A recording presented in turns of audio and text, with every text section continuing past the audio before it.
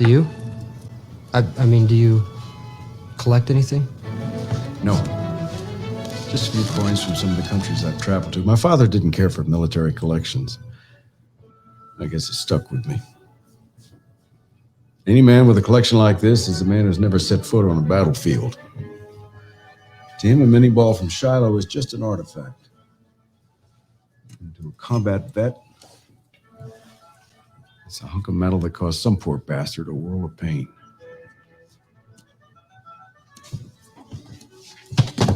I must have misshelved it, your book. We'll do it another time. Oh, we will do it another time. My name is Jim Scampoli. Welcome to Cut to Black, a Soprano sit down. My name is Jim Scampoli, and I've seen many James Gandolfini movies.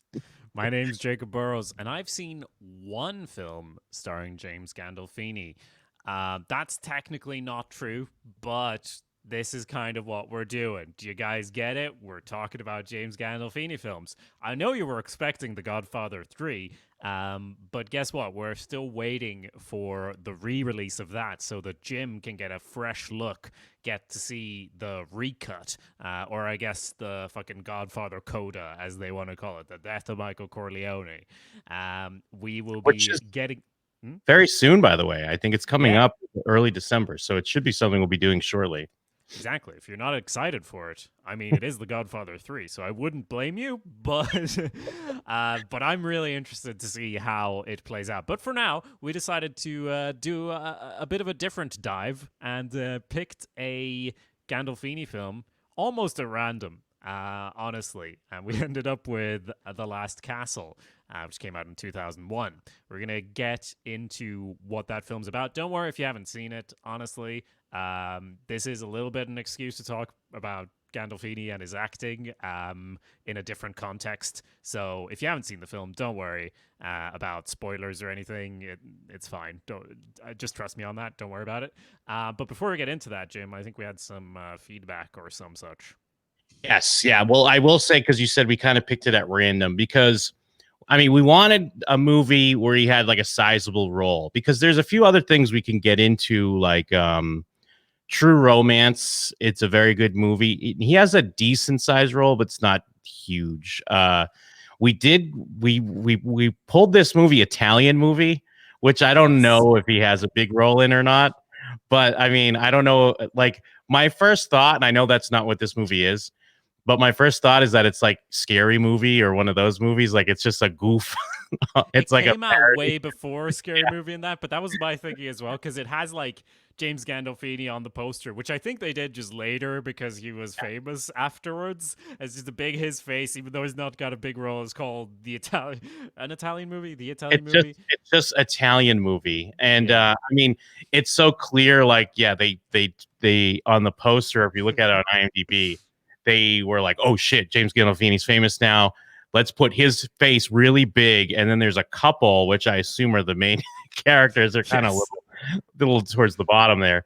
But it's like, where do you find this movie? I mean, we'll have to dig up. I absolutely wanted to do that, but it is not on Pirate Bay. It is not on any major streaming sites. It is not on any illegal streaming sites that I've found. If you have a link for Italian Movie, send it to showswhatyouknowshow@gmail.com, because I was like, I am ready to dig into this movie, probably make fun of it, and have a grand old time with my friend Jim and all our listeners. But we're going to do the same thing with The Last Castle instead. Yeah. I mean, I do want to read the synopsis. The comedy drama stars Michael Della Femina as a pizzeria owner, Leonardo and Caprice Benedetti as his materialistic wife, Anna. Is that her name? All right, whatever. Leonardo is a compulsive gambler. Oh, pizza owner is Leonardo. Jesus, I was reading this very, very wrong and weird. I apologize. So, a comedy drama stars Michael D'Afemini as the pizza owner, Leonardo, and Caprice Benedetti is his materialistic wife, Anna. Leonardo is a compulsive gambler who tries to make up for his losses by becoming a male escort. So I don't know where James Gandolfini. Fun. Yeah, is James Gandolfini in this film? Because his face is all over the poster, Jim. He plays Angelo. The other thing, and I'd mentioned this a long time ago, and I'm thinking of it now, is we need to get our hands on the Sopranos video game.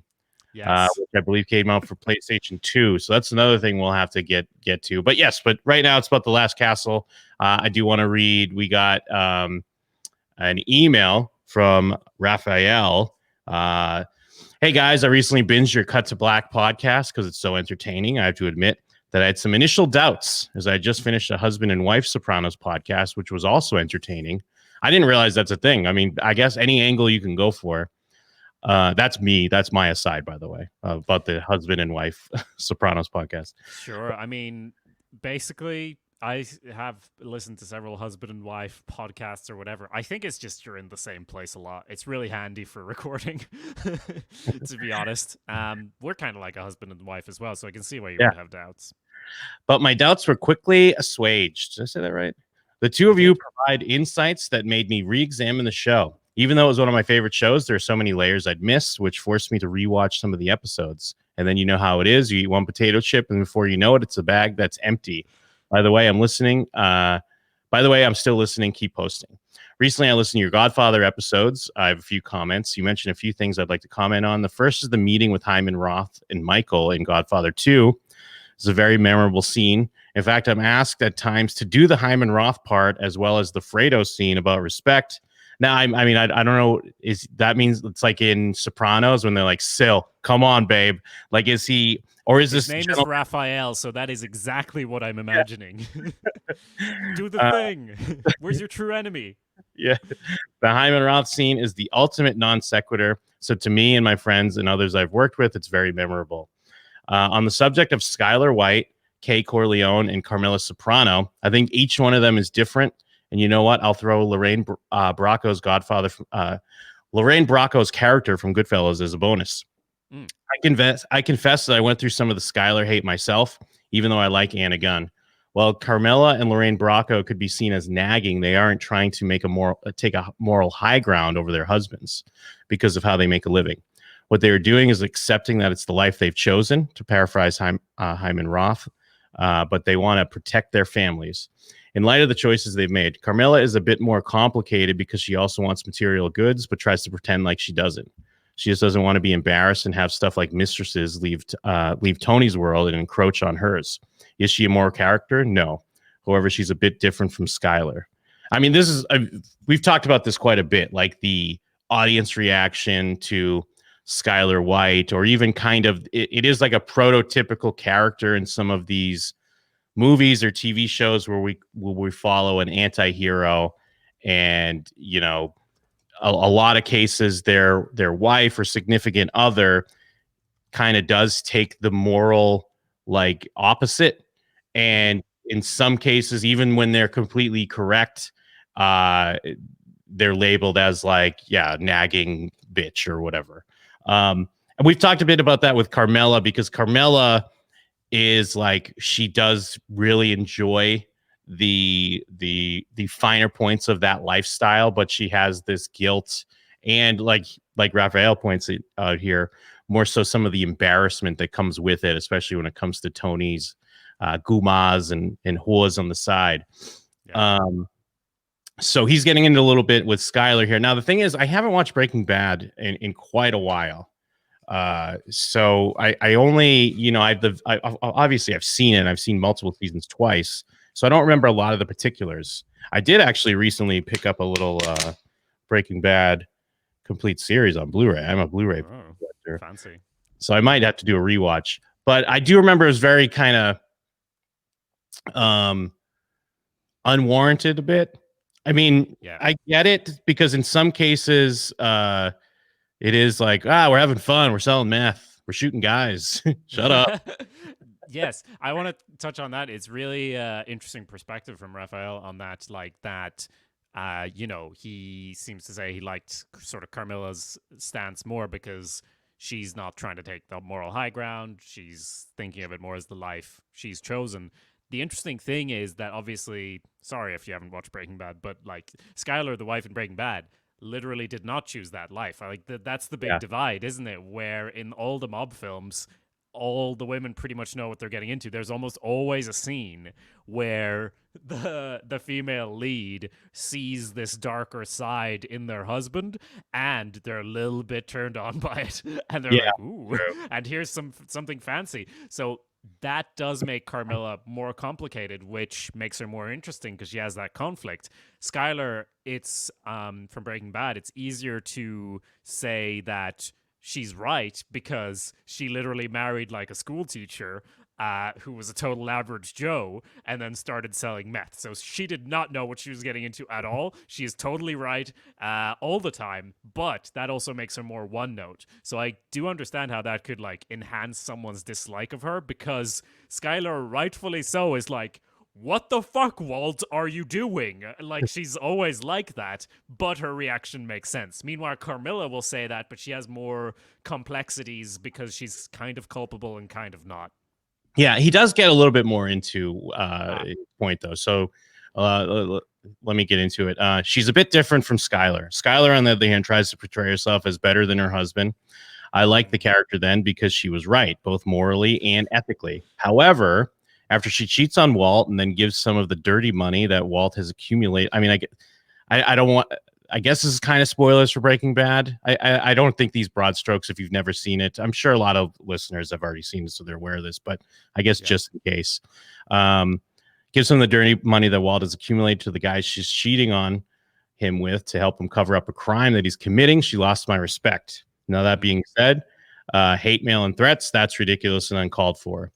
I guess I get what he's saying. Like, I mean, again, I don't remember a lot of the specifics and how some of this stuff played out. I just remember kind of the broad strokes. But again, it's like if you got if you got the old measuring plates of justice. I mean, you got her a few things on hers, and then Walt's got a bunch of shit that he's done. So either way. And then he's like, I didn't forget about Kay. She's completely different from all the other ones previously mentioned. Kay is morally and ethically right all along. She is a bit naive, but she's young and in love. She even tries to take an active role in ending the relationship to the point of getting an abortion. She doesn't want anything to do with how Michael earns a living. She just wants to protect her kids the best she can. That is what the other women are missing, by the way. I didn't really think of any of them as nagging. Maybe Skylar. However, I like all the actresses. One last thing about Michael going to the army. It'd be interesting if Michael signed up for the army because he's trying to get away from himself. Maybe he knew deep down that he might be good at what his father did, that his hand might be steady in the face of danger. Maybe that scared him enough to make him want to head in a different direction. And it may be why his father is trying to steer him in a different direction, because he didn't do it for Sonny or Fredo. Again, keep up the great work. I really enjoy listening. So thank you for the email. Steady in the face of danger. Wow, you should be writing fan fiction or something. I like this. And really great, interesting points about those characters on the portrayals. All this is just making me want to rewatch Breaking Bad. Anyways, so I'm getting a little of that feeling soon too. And then we get another email from the bad guy. That's say hello to the bad guy podcast. Just heard the Godfather 2 episode. Thank you so much for the shout out and the plug. I was listening to it making breakfast and heard it and was so surprised. I seriously wasn't going for that, he says. okay, sure. I just really love you guys' show, and I'm still in the newlywed phase with my podcast, so I was reaching out to people whose show I love to get feedback on mine. So I'm thrilled to hear you checked out some of my show.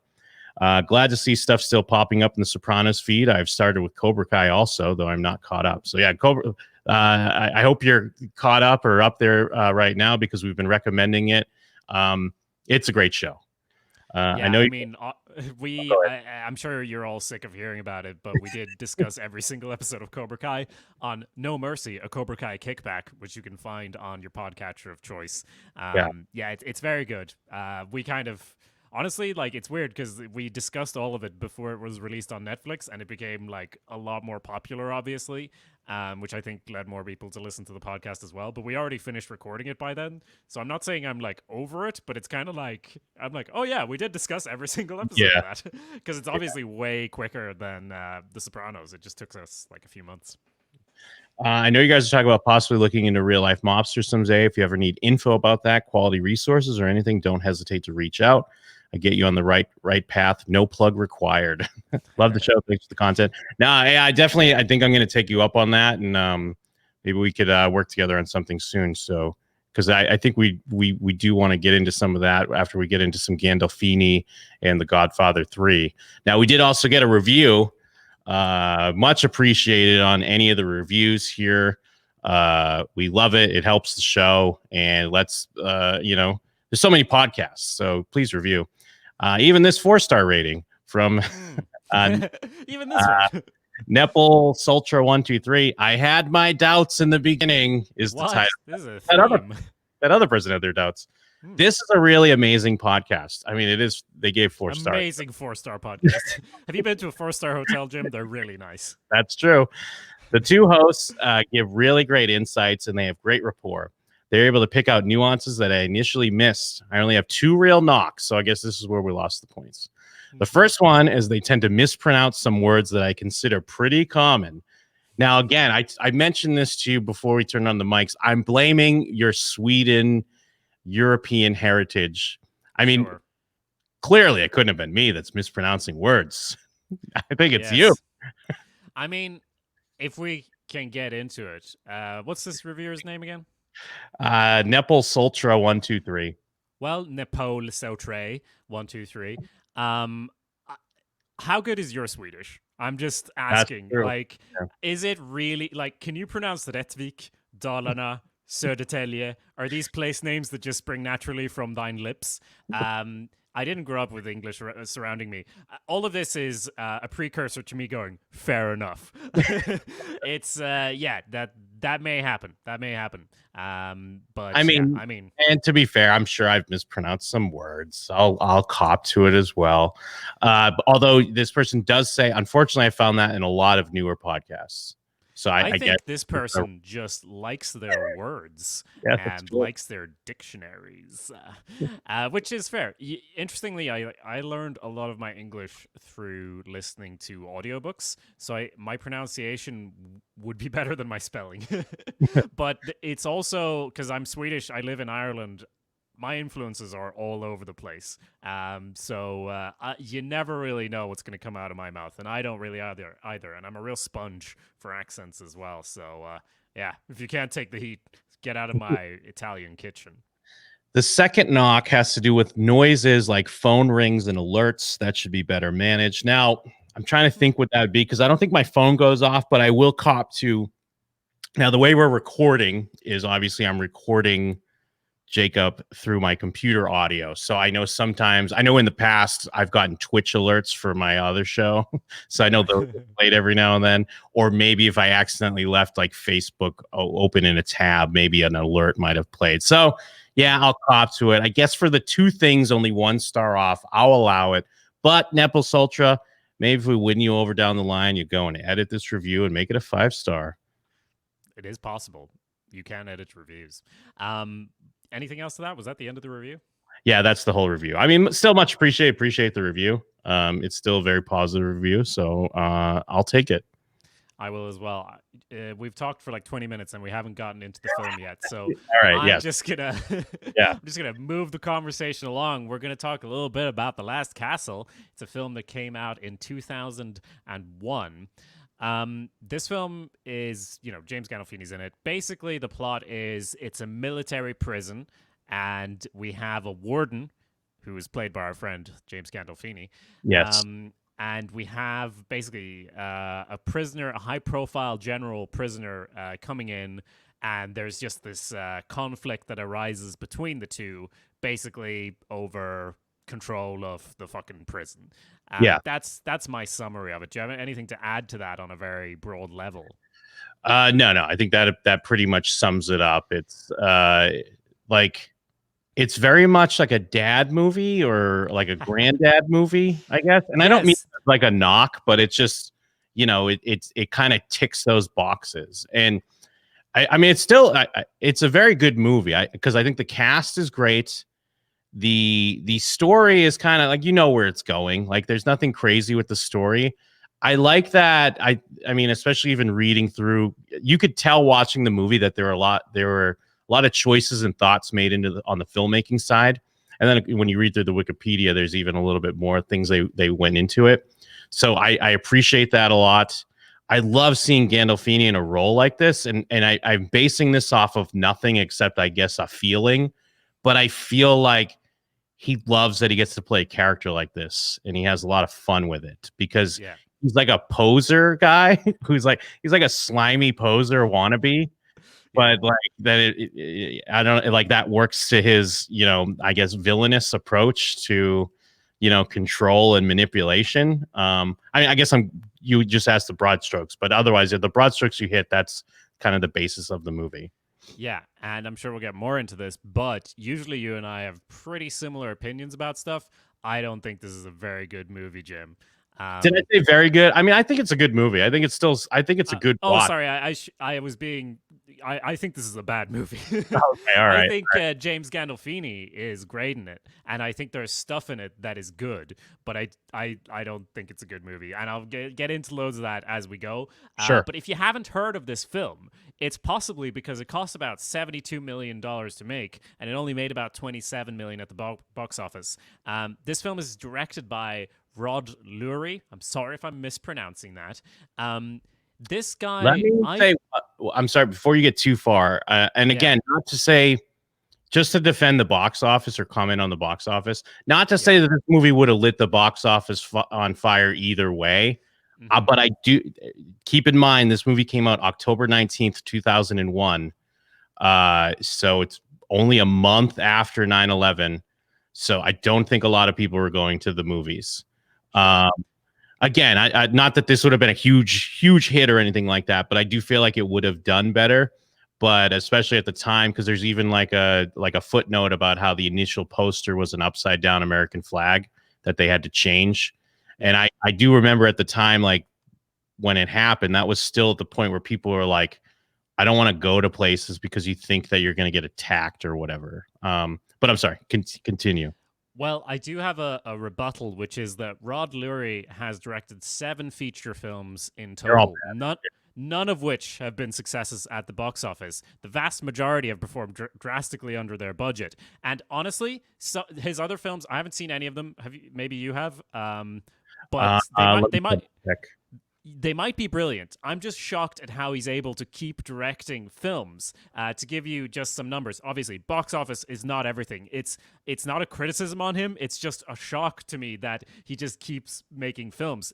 He made Resurrecting the Champ, cost $13 million, made $3 million in the box office. He made Nothing But the Truth, cost $11 million, made $400,000. He made Straw Dogs, cost $25 million, made $11 million. For example, so those are some of them, and this one as well. After Straw Dogs, he didn't make a movie for 9 years. I mean, it looks like he did a lot of TV directing.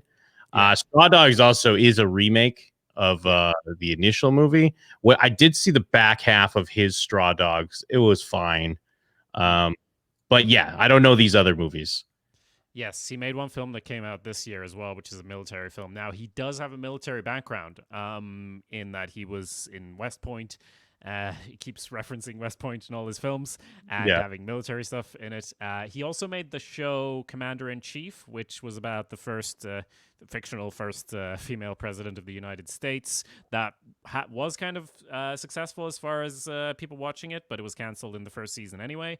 So anyway, I don't want to get too much into him, but it was just a footnote that I was just like, how does this guy keep making films? I don't get it. But anyway, so you like the film, yeah? I kind of overall liked it just in a well, like I said, I like the cast. I like that the split diopters, is that how you say it? Am I pronouncing that right? Nipple Sultra. You know what that is, right? No. The split diopter shot, it's those shots when, obviously usually in a film you have something in focus and things out of focus in the background, but it allows you to have things at different distances, but in focus. And this movie has a ton of them. I believe, I mean, I only started noticing like halfway through the movie. I did watch the movie in 2 sessions, so it's not like I couldn't have loved it too much because I watched an hour of it. I was like, all right, I'm gonna watch the rest of this later. And then I watched the second half the next day. I believe they're all done in the warden's office. because it's like whenever we're there, like with Gandolfini, you're always seeing the other people like behind him and stuff, but they're all in the same focus. It's all those like split shots. And I mean, I guess like it is basic. It's not that deep shit. It's kind of like, hey, this Colonel Winter is shallow, so all these shots are, there's no depth to these shots. And I mean, again, a lot of it does go to the cast. Although, not that I love Robert Redford. I'm not well versed in Robert Redford movies, but his character in this movie is kind of, I don't want to say shit, but it's just like, I guess, in my opinion, what a Robert Redford character is, because he's never really emotional at all. Yeah. Like even when he gets a visit from his daughter, played by Robin Wright, by the way, from House of Cards. And even then, like, he still kind of is like, he's trying to rebuild this relationship, because I think you get a lot from it, just from the idea that, okay, military dad wasn't there for his family. Like, there's all these like shortcuts or these broad strokes that you pick up from it. But even then, he doesn't even show emotion or regret. He's just kind of like, oh man, would love to see my grandson.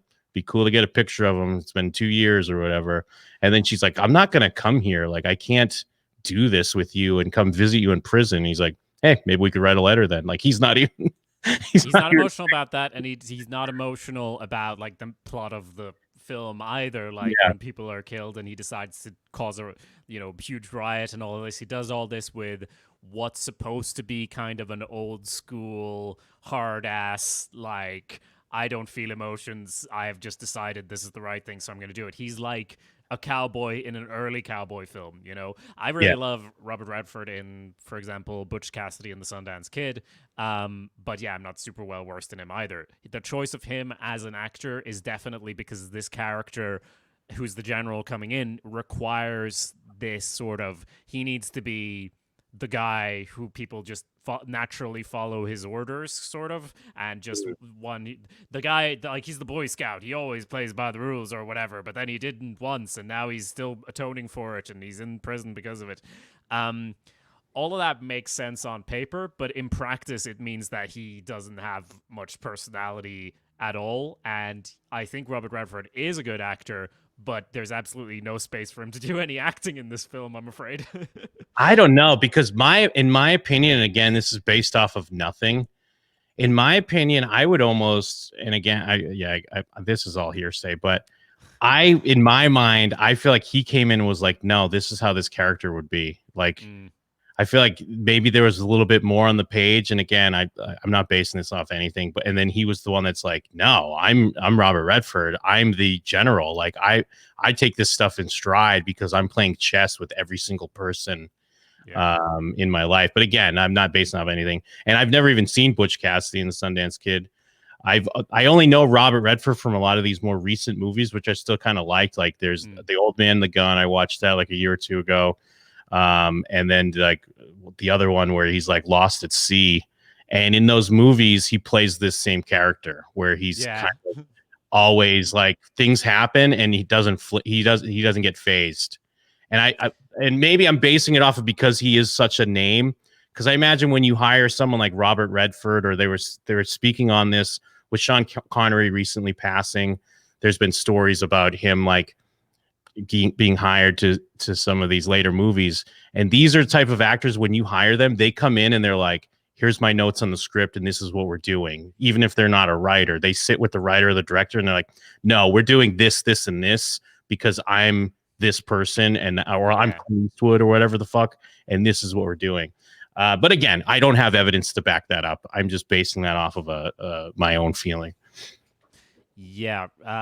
So honestly, like, there's a lot to like in the film. When you were talking of, split diopter, sorry if I mispronounced it, shots and all of that, like, a lot of the brick and mortar filmmaking is good. Like, maybe that's why our friend Rod keeps making films, because the actual like putting together of the film is quite good.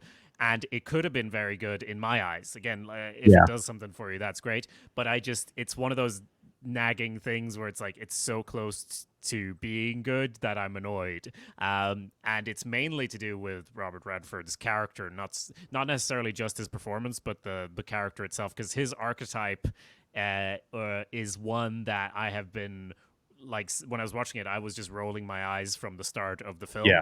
But at the start of the film, I was still kind of thinking that the film itself might consider him a weirdo piece of shit. And I like that because in practice, he is kind of a weirdo piece of shit. You know, like if it was taking more of a like, these are two weird people who get off on power over people and they're duking it out in this prison. If that was the film, I'd be like, this is pretty interesting. If the film was more cynical, it would have worked better for me. And maybe that's just me being, you know, a fucking millennial. I've watched too many films. I can't have a straightforward story kind of thing. But I don't think that's it, because we just said about The Godfather, it's simple and it works. Whereas this is simple and it didn't quite work for me. And I'll give you an example where I was kind of on board with it until there's this thing where Robert Redford is punished by the prison warden, James Gandolfini, who carries the film, and he's given like rock and he does. He's given rock and roll duty, which means he's going to build this wall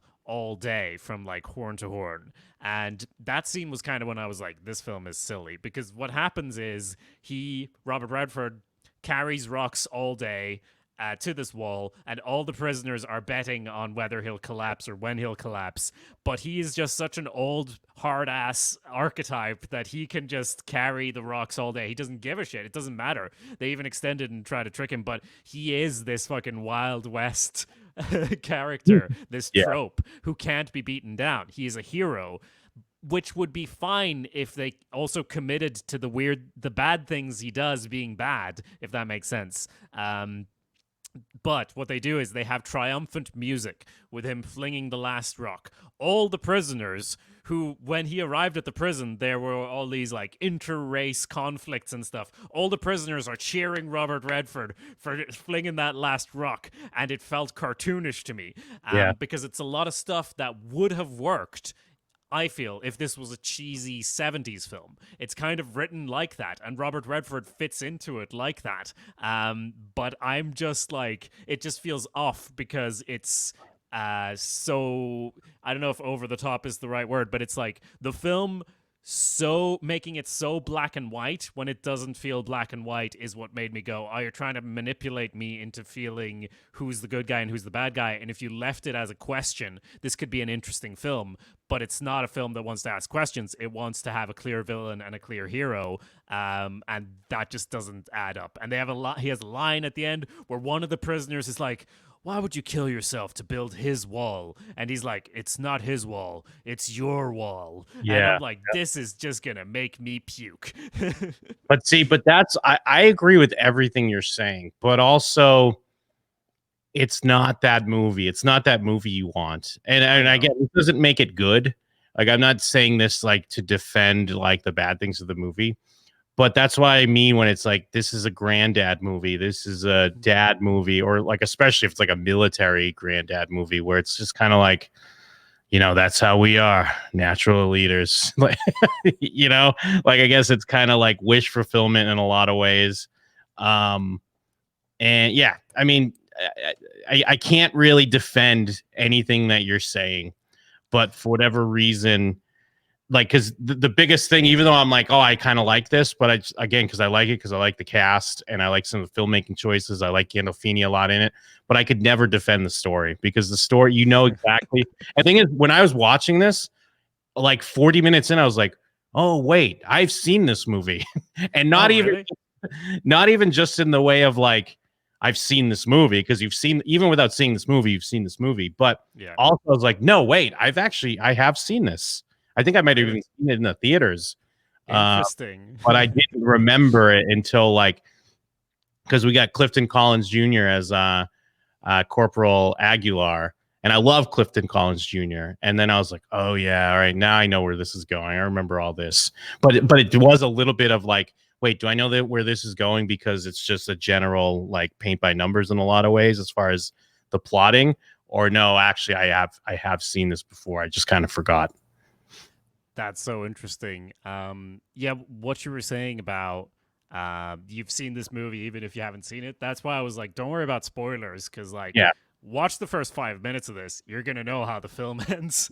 Yeah. Like, you're fine. The reason for me, a lot of the stuff that I'm talking about, like you said, it's not the movie I want, and usually I'd be like, yeah, fair. It's not trying to do that. The problem is I've just seen better versions of all of this. For I've seen sure. better versions of everything that happens in this film.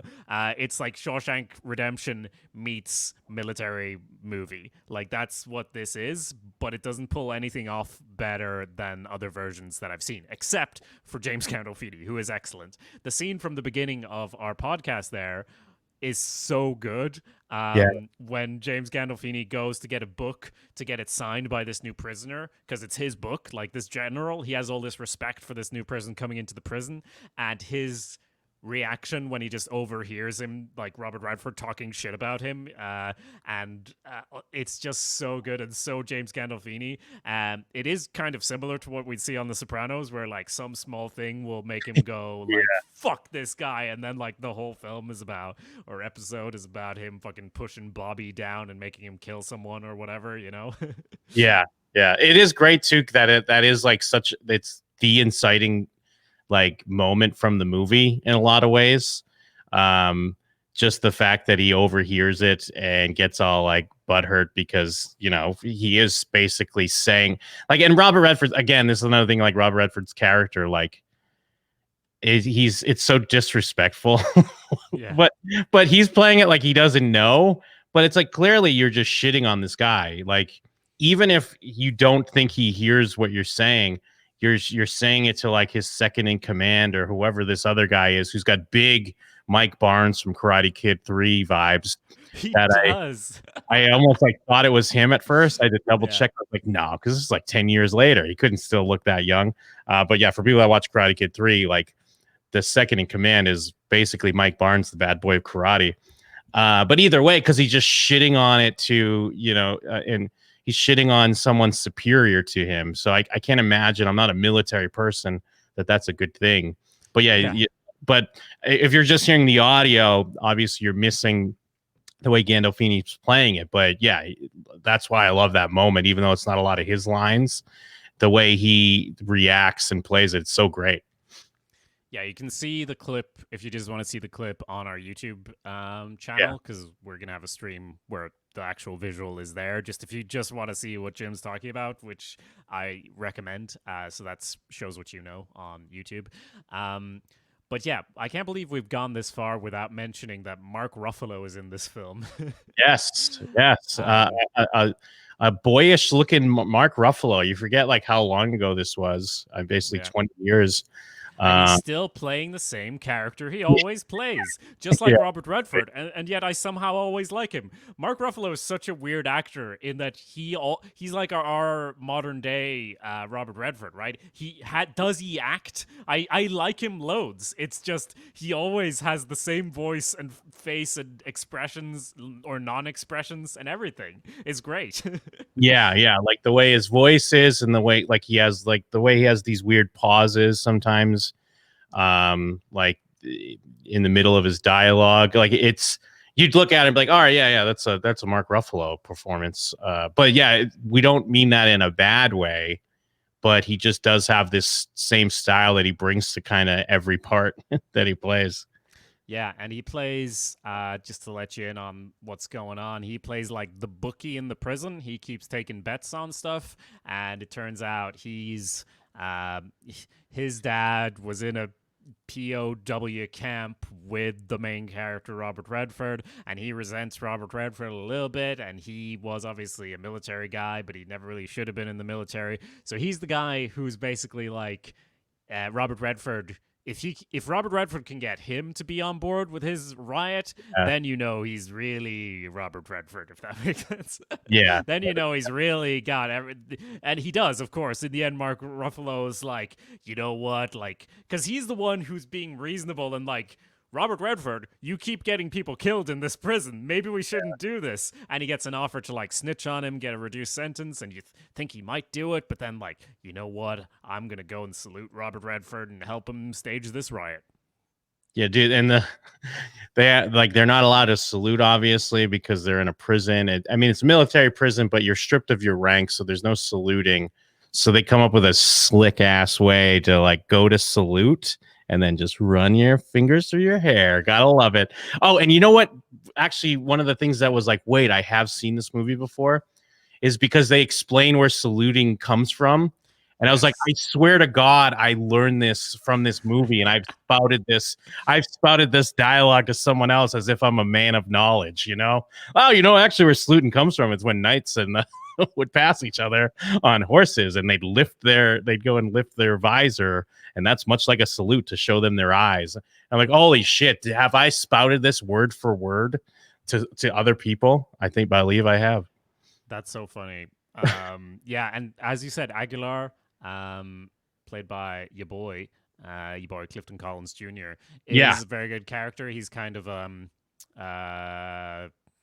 I don't know. He's kind of mentally unwell and kind of weird, and he takes a liking to Robert Redford, keeps saluting him even though it's against the rules.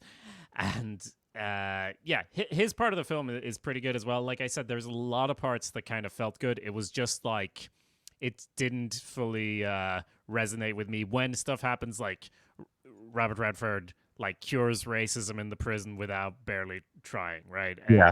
Like they have all these conflicts before he arrives, and then he's got them all working together, working on the wall where previously only the whites were allowed to work on the wall. And there's just a lot of stuff that makes me deeply, deeply sympathize with James Gandolfini going, who the fuck is this guy? How this doesn't make any sense. And I also feel like, no offense, maybe there's bits of this film where you might have to be American to like it. I'm not saying that all U.S. citizens will be swept up by the military themes in this, but like the thinking around the army and around veterans and what it means to be in the army and a veteran is so different in the U.S. compared to anywhere else. I mean, that on a broad scale in society. Maybe if you're obviously in the military, you'll probably have strong feelings wherever you are in the world about, you know, patriotism and things like that.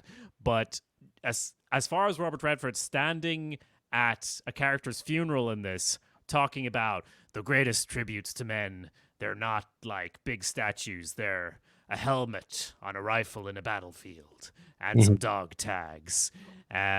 That's just not a line written for people outside the U.S. And after he says that, they all start singing, and it's supposed to be all this swelling stuff, and I'm like, this is so disconnected in my brain from like societally anything that I'm used to, you know? Well, one thing I would say though is, I mean, everything you're saying is true, but I still think there's an underlying message. Not just like this so happens to be a military prison. And maybe they didn't even mean this message, but I still think that it's there. If you just take that out, like take the military part out and you just had it be a prison. Yeah. The underlying message is still kind of like, because one of the things that Robert Redford's character brings up is that you're more than the bad choices you've made. Yeah. So, you know, even if you're in a prison and you've made mistakes or terrible choices, you have to be reminded that you're a person and that you're more than that. And this one, it just so happens to be that, well, you were a soldier. And I mean, that's an easy shortcut because you can pitch it. I mean, depending on your point of view on war and military in general, but you could pitch it as like, you know, discipline and, you know, putting something above yourself. But I still think there's something there for like, if it were people that were just in a prison, you know, you have to treat them with some respect. If you constantly remind someone of the worst mistakes they've made in their lives, they're never going to be able to get better. Now, again, I'm probably filling in and giving a lot more credit to the film. No, I'm remembering like bits of the film that raise that point as you're saying it. I just don't feel like the film communicates that. That is something they say in the film, and that's supposed to be what's used to sort of unify the people in the prison and giving. But them, I think like, that scene, specifically that scene you're bringing up, it's using the military and them being soldiers in this example. But I think that's what they're going for, though, is the fact that he's at least the guards and the warden are never letting them forget that they're only letting them think that they're pieces of shit because they're never letting them forget. And at least Robert Redford or General Irwin or whatever, he's at least treating them like people and letting them be above their mistakes. I think that there's something there in that scene specifically. Interesting. Yeah. But he is as I using said, a lot of like you said, just put me in the ground in a foreign land and keep my helmet and my dog tags. Like he's using very specific, like, military, like soldierish type shit for that, which I don't know a lot about. I've never been in the military. My family, I don't really have anyone in my family that was, so that doesn't resonate that much for me either. But at least I think there's just something more there as far as rehabilitation. But again, the movie's not really about that, so it's not going for that too hard. Yeah, no, I see where you're coming from. I just feel like the message of the film, that's probably part of it, but like it all gets a bit muddled by what we mentioned initially, which is that the main character doesn't show emotion really, and like the bad stuff that happens in the prison is bad, but it's not bad enough to explain and justify sort of what happens in a sort of heroic way, the way the film depicts it. Like, it could be enough to justify it in the more shady version of the film that I was pitching, where it's more morally ambiguous of like, you know what, fuck James Gandolfini. But kind of in universe of the film, a few people are kind of killed and shouldn't have been. But they're also kind of given a chance to not be killed by lying down on the ground, and they don't do it, so they get killed. So it's just kind of like, yeah, this prison is shit. But, like, it was worse in Shawshank Redemption. It was worse in many prison films I've seen.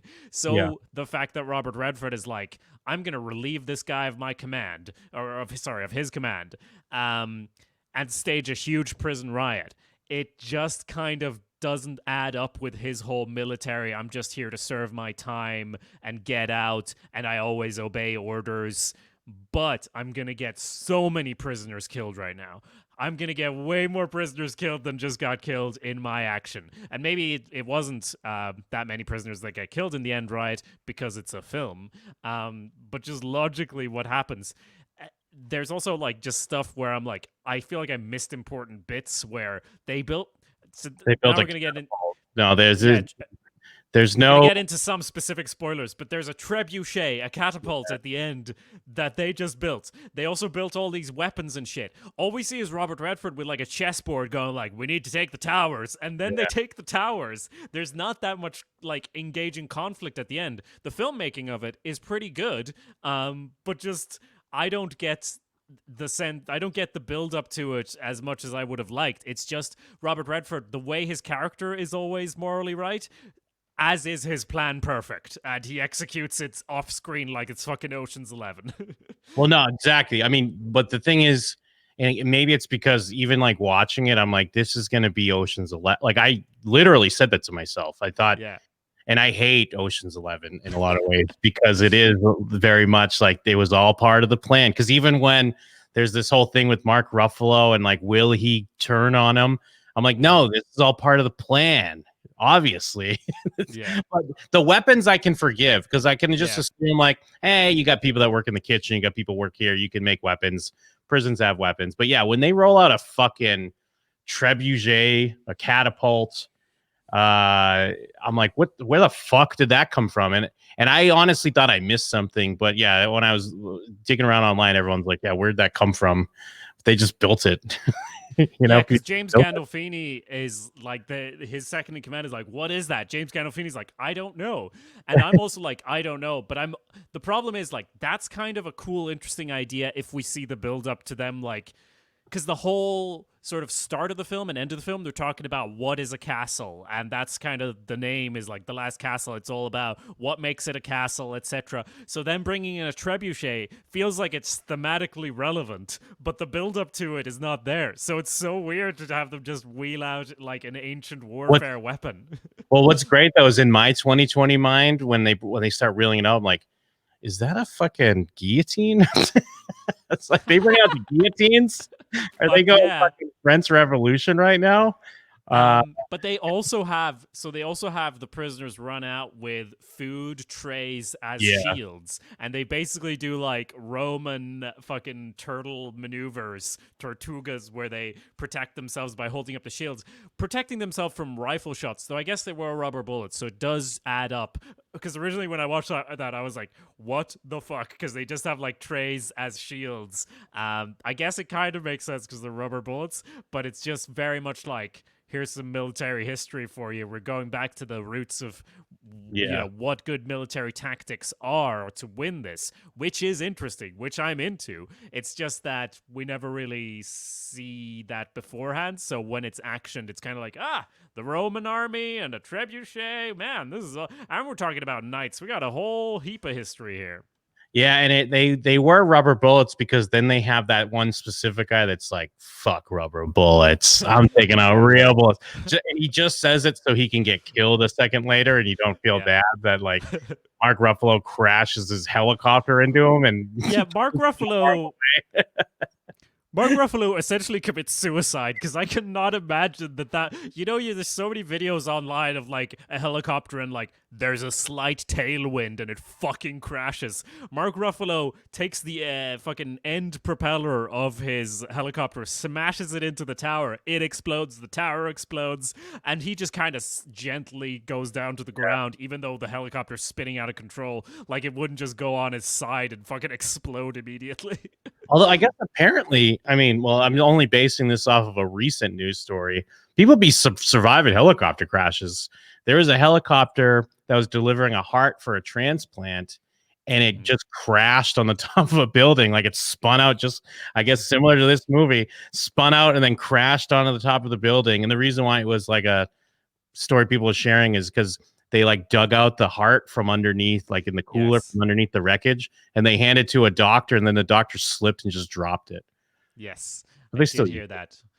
And to be fair, I guess it didn't land super gently. It does crash, but Mark Ruffalo's fine. Don't worry about Mark Ruffalo. But also with the helicopter, and I guess one of the things, and some of these things, I've been watching older movies, like older than this, even though this is an old movie, but seeing things that are not all CGI is just like way more impressive to me now. So the fact that, because watching it, I'm like, oh, they're using a helicopter. And then I was like looking it up after, and they're using a helicopter, and they even built like a gimbal that held the fucking military helicopter that they could like then swing it around and rotate it and shit.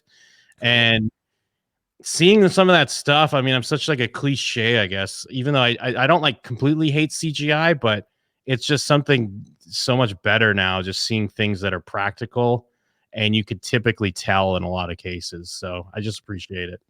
Yeah, that's fair. And like on that note, like it's filmed in a 100-year-old former Tennessee State Prison, which is also where The Green Mile was filmed.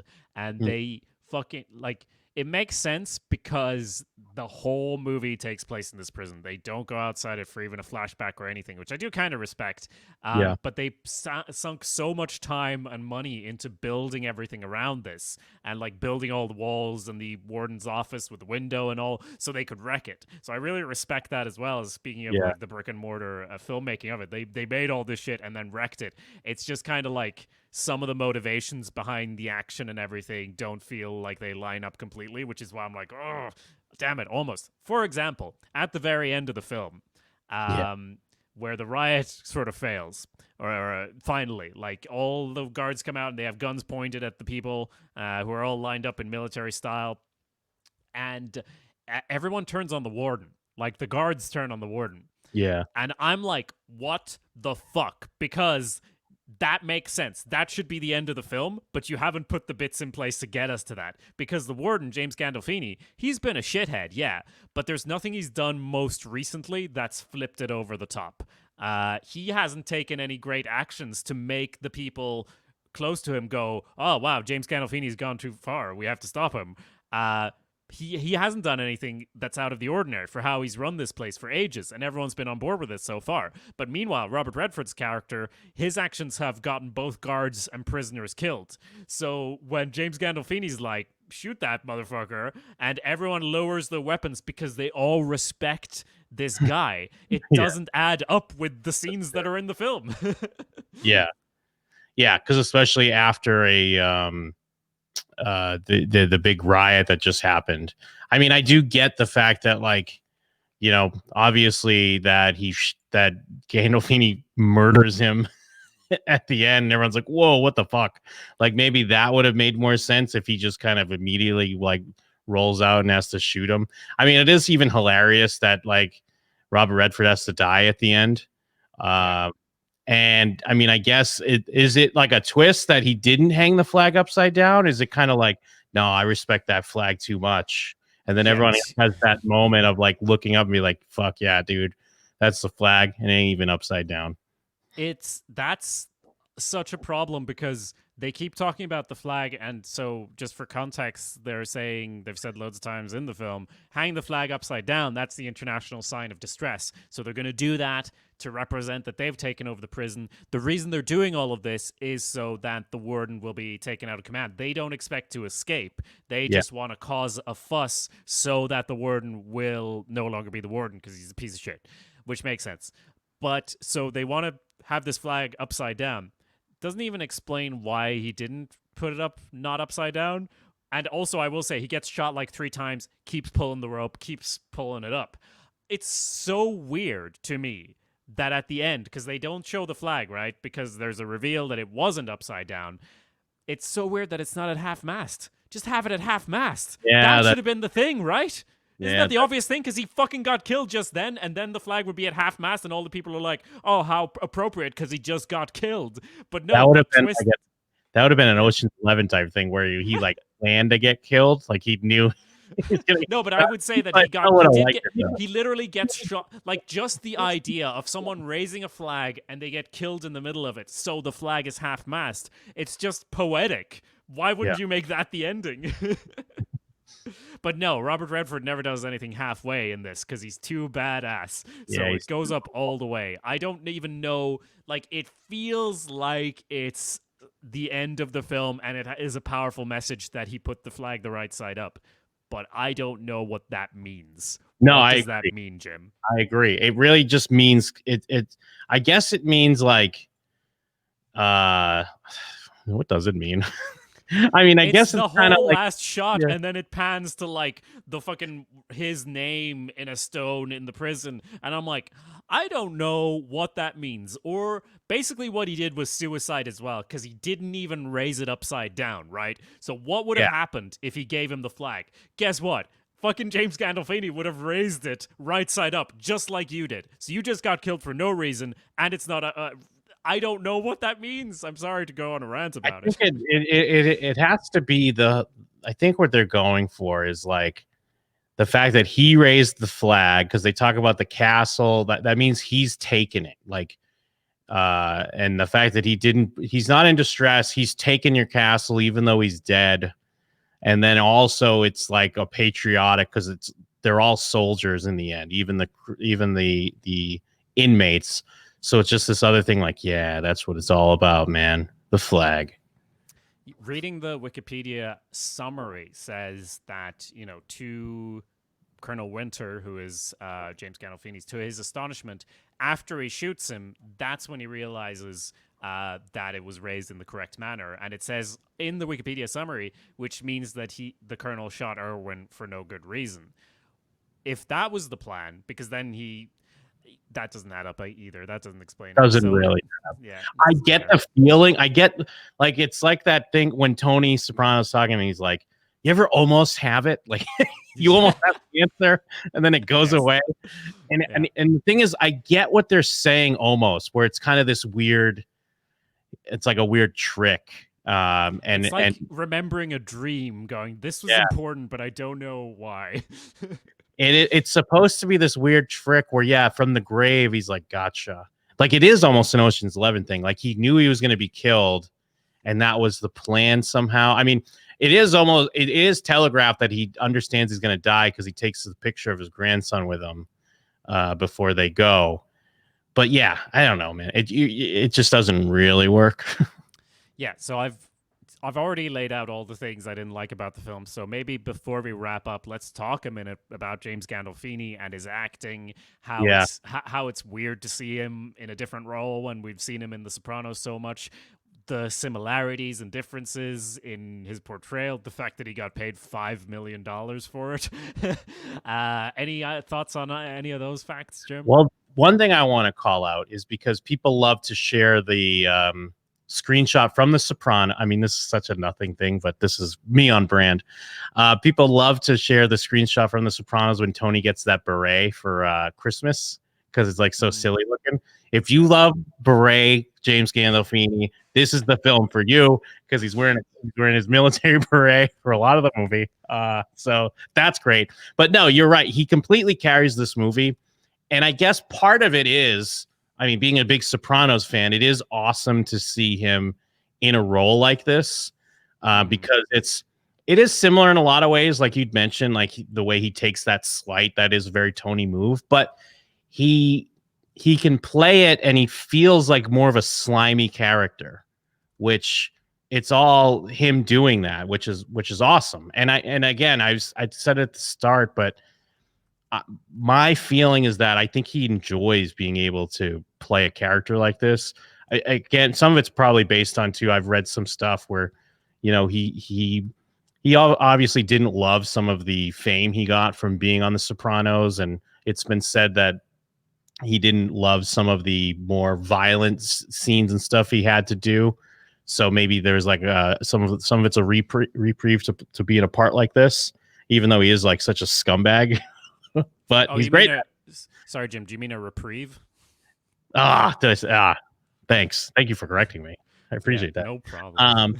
But yeah, I mean, he's got his nasally breathing going. He's in full form, and he based off all the stuff we said, I mean, the way we've been criticizing this movie, he's giving it better than it deserves. He's earning his $5 million check. Good for him.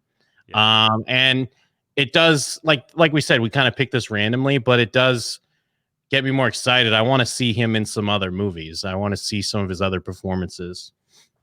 Yeah. Honestly, in my notes, I have like the breathing because he does the Tony Soprano breathing. You can tell that this is after season 3 of The Sopranos because he didn't do that breathing in the first bit. He took him a while to get into that, sort of that like hulking appearance and stuff because he's a bit smaller in the first season, if that makes sense, even though he's not really. It's great to see him playing this smarmy character. There's so many similarities to Tony kind of because he is like a piece of shit who will take a small slight and be totally ruthless and act like he's doing something because it's the right thing to do or, following the gangster code or whatever, but it's actually him just being vindictive, right? So that's kind of a similarity in the character. It feels like, I think people reviewing it would have said that it's not like an obvious choice to put him in this role because the role is basically like a guy who's in the military but hasn't seen action really and is just kind of a smarmy piece of shit who collects military memorabilia. That's the contrast they're trying to draw between the two main characters. So there's a dozen different people who could have done this role, maybe done it in a more sort of, I'm a polished guy who went to military school, but I never really saw action, but I believe in me having power more than I believe in, the fundamentals of how the military should work. So there's loads of different people who could have done this role, but no one could have done it like James Gandolfini. And he lends the film so much personality. All the personality that Robert Redford, even though I like him, that's the problem with him. He doesn't really have a personality because he's such a hero character. He's not even really like changes that much, during the film, because he's just he is supposed to be this guy who you just follow because he's a general. James Gandolfini brings a lot of personality, even though his character is kind of a little bit flat because he's just like the bad guy, Yeah. So I don't know. It feels like he maybe came into it because the casting of the film was like, right, we need someone who's this kind of guy, so we pick Robert Redford. And then we need someone who's this kind of guy, who's kind of popular to make it, hopefully make the film popular, and they pick James Gandolfini. Even if that's how it happened, he just does a great job in it. And as you say, I am eager to see him in roles that are more different from Tony, because this is kind of pretty similar. And I would love to see him in something that's absolutely the opposite of Tony Soprano, if that makes sense, just for contrast. But he does a great job in this as well. Yeah, I agree. Yeah, so I guess we're kind of wrapping up there. What I did want to take something, just going back to what we said, a quote from one of the reviews that came out around the time that this film came out, which says, "The themes that ring out most loudly in the end: some men are just born leaders, others do best if they conform, are numbingly retrograde." They're that's kind of it at the end, because it's like that's what the film is saying, that this James Gandolfini character, he's just not, he just hasn't got it. Robert Redford does. And that's kind of where I'm like, this film would have been better if it hated both the main characters. Yeah, I think even in the Ebert review, they talk about how, like, or he mentions that he, like, the Robert Redford character does also delight in manipulating those they can control, but the film doesn't look at it that way. So it doesn't get to explore that, which you're right, would have been more interesting. But again, like, I watching this, I was like, I'm gonna love talking about this, and I hope you enjoyed it as well. I know I went a bit negative there. There's a lot to like about the film, and hopefully this discussion will tell you whether it's something that will be a good fit for you to watch or not. Thank you for listening all the way through, if whether or not you've seen the film, and whether or not you want to beat us up for not liking your favorite film or mispronouncing stuff, whatever the reason. You can actually send us feedback along those lines in a review on Apple Podcasts. We'd very much appreciate it, even if it is 4 stars. And you can also get in touch via showswhatyouknowshow at gmail.com with suggestions of other James Gandolfini films we might get into. We're probably going to do The Godfather next on this feed, waiting for that to come out, as we said. But there's other James Gandolfini stuff, other mob stuff. We'll probably want to do other famous mob films, just to stay on the theme as well. So there's going to be things coming up sporadically. More regular releases can be found at showswhatyouknow.com. We're about to start releasing more of Blank Meets Blank, this show where we make up a TV show in every episode, which is a lot of fun. So keep an eye out for that at showswhatyouknow.com. But beyond that, Jim, is there anything else we should say? There's just one more thing left to say. One more thing left. That's about that. What's that, Jim? Cut to black.